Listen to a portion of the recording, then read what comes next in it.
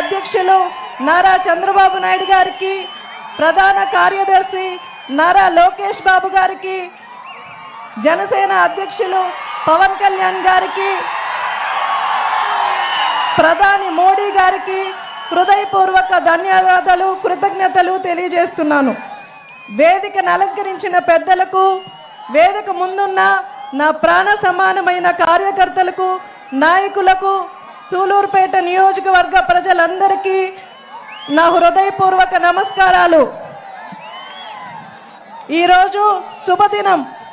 Telugu Desam party స్థాపించి 42 years అయింది.